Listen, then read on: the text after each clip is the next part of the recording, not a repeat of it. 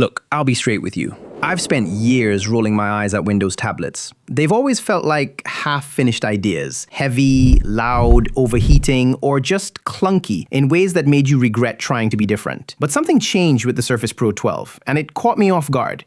Microsoft looks like they finally built a tablet that doesn't feel like it's trying to apologize for existing. No gimmicks, no dramatic marketing campaign, no promises it can't deliver. This one just shows up, does the job, and doesn't complain. What surprised me first was the size. This year's Surface Pro finally hits the size sweet spot. 12 inches doesn't sound special, but in real use, it's the perfect middle ground. Big enough to do actual work, documents, spreadsheets, multitasking, without feeling cramped. Light enough to carry without thinking about it. It's what the 11-inch MacBook Air would have been if Apple ever had the courage to make it a tablet. And here's the part that matters. It finally fixes the things that made previous Surface Pros annoying. The weight is right, about 1.5 pounds. The heat is under control, and the Snapdragon X Plus inside keeps everything running without sounding like a drone taking off the second you open Chrome with 37 tabs. No fans, no blowing hot air on your hands during calls. This thing runs cool. It runs silent, and it doesn't randomly choke when the system gets warm. What helps is that this time, the hardware feels confident. The rounded corners and chamfered edges make it comfortable to hold. The slightly thicker body makes it easier to grip without feeling like it's going to slip out of your hands. Microsoft finally stopped obsessing over being the thinnest device in the room and built something that just feels premium, like it can take real use. And the kickstand is the real selling point here. Every other tablet forces you into buying a separate case or stand. The Surface doesn't. You set it down, pull out the kickstand, and instantly get the perfect angle. It sounds simple, but it changes how you use the thing every day. Couch, desk, airplane tray, kitchen counter, the angle is always right. Now, normally, this is where Windows ruins the party.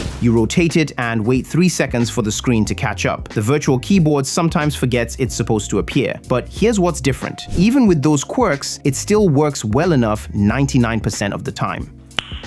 Nice. Let's talk about the display, because this matters more than people think. It's a 2880 by 1920 IPS panel at 267 pixels per inch. Yes, it's IPS, not OLED, but it's clean, sharp, and comfortable to look at for long sessions. The colors are accurate, motion feels smooth thanks to 90 Hz, which you'll need to enable manually because Windows, and viewing angles are solid. Brightness tops out around 600 nits. Indoors, it's great. Outdoors, not so much. It doesn't compare with the iPad Pro OLED or Samsung's massive AMOLED panels, but it's usable and doesn't disappoint. The reflections are noticeable in direct sunlight, but manageable. And while it doesn't give you inky OLED blacks, it also doesn't give you the eye strain that some high-contrast panels do. Audio is actually impressive for something this thin. The quad speakers get louder than you'd expect, and dialogue stays clear. Dolby Atmos gives movies a bit more presence. It's not as cinematic as the iPad Pro, nothing really is to be honest, but for Netflix, YouTube, and video calls, it's solid and never distracts you with distortion or rattling. The cameras got downgraded from the 2024 version from 1440p to 1080 pixels. The front camera is QHD, and it makes you look cleaner and sharper than the webcams in most Windows laptops. Studio Effects handles background noise, eye contact correction, and framing without tanking performance because the NPU handles all of it. The rear 10.5 megapixel camera won't replace your phone, but for scanning documents, whiteboards, or receipts, it's surprisingly reliable. You get crisp edges and readable text without fiddling. The Slim Pen 2 feels refined. The magnet, it's pretty strong. This one snaps on like it means it. The pen itself has pleasing low latency, consistent pressure response, and subtle haptic feedback that makes writing feel more natural than any previous Surface Pen. It's not trying to replace the Apple Pencil for professional artists, but for note-taking, diagrams, annotations, and everyday sketches, it's exactly what you want. And the magnetic charging bar keeps it topped up without you ever thinking about it. Performance-wise, the Snapdragon X Plus is not winning Geekbench battles against the M4 or M5 iPad Pro, but I don't think it's supposed to. It doesn't throttle, it doesn't cook itself, it doesn't tank battery life when you open Photoshop or Lightroom. For daily productivity, browsing, calls, light creative work, photo editing, and running desktop apps, it's more than enough. And for the first time on a Windows ARM tablet, app compatibility is finally good enough that most people won't notice they're using ARM. Yes, some older apps still don't run perfectly. Some installers throw errors, certain niche tools refuse to open. But for browsing, calls, office work, Adobe Lightroom, photo editing, video calls, and web apps, the experience is smooth.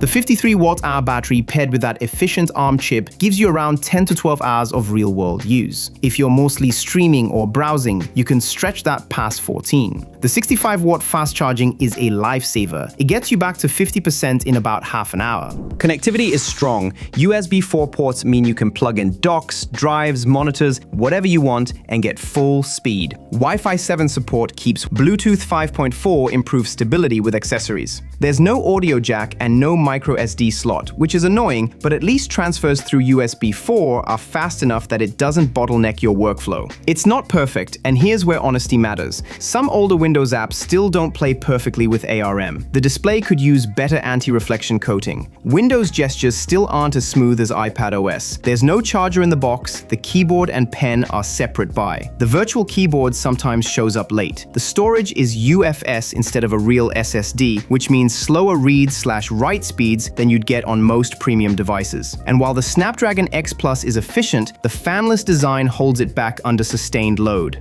Gaming is possible, but nothing you're bragging about. These aren't deal breakers, but they're the reality of choosing a Windows tablet today. For comparison, the Galaxy Tab S11 Ultra gives you a massive AMOLED and a bigger canvas, but lacks the desktop-level apps that make the Surface a real productivity tool. The iPad Pro gives you raw power and an incredible display, but still won't run desktop applications no matter how many years you wait. The Surface Pro sits right in the middle. Maybe not the flashiest device, but more flexible than a Romanian gymnast. The value argument becomes obvious once you tally everything up. The base model starts around $700. The configuration with the Snapdragon X Plus, 16GB RAM, 512GB storage, and the keyboard lands around $1,100. An iPad Pro with similar storage, same price, until you add the Magic Keyboard and Apple Pencil. Once you do, you're staring at $1,600 for a device that still can't run desktop software. The MacBook Air is around the same price as the Surface setup, but you give up the touchscreen, the tablet mode, and the kickstand versatility.